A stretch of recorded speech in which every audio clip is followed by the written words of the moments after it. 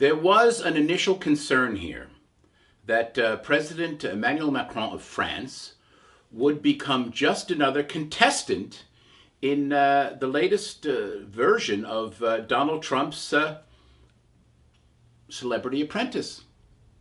Now, the President and First Lady put together a state visit, state dinner, to show the leadership and the normalcy of this White House in chaos.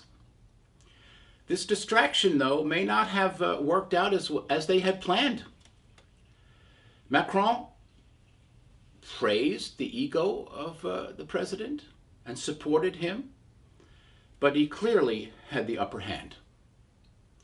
Macron's press conference performance and his address to Congress was a total rebuke of Trump policy, and not a continuation of what initially was called the bromance. Macron made his case for staying in the Iran deal and would continue with other things to make it stronger. He also addressed climate change as a moral issue, an obligation to the future and to future generations, saying that there would be no planet B if we destroyed this one.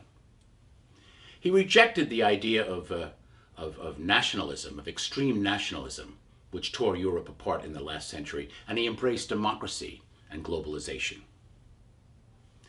It is clear Macron wished to win over Americans and Congress as a future leader of Europe, since they would be the real decision makers in the future. Up next, German Chancellor Angela Merkel for her second visit. And she will certainly reinforce the same messages from Macron, but let's say without the frills. Now, where does Great Britain and Prime Minister May stand?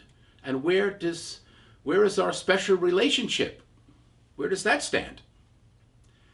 Although the president may be headed to jolly old England in July, he should not expect a royal treatment.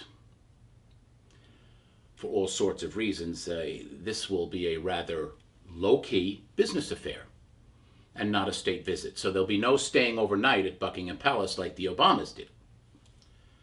It seems the value of the pomp and circumstance distraction visit of Macron may have been short-lived.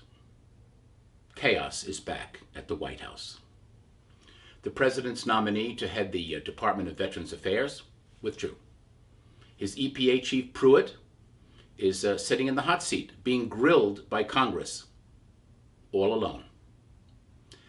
And the president's personal attorney, Michael Cohen, is pleading the Fifth Amendment and will choose not to testify in the Stormy Daniels matter. As President Trump has mentioned so many times during his campaign, the mob pleads the Fifth Amendment. If you're innocent, why do you need to take the Fifth Amendment? It's a very good question, Mr. President. It seems we're getting back to normal at the White House. This is John Christopher Bua for Real Political News, Washington.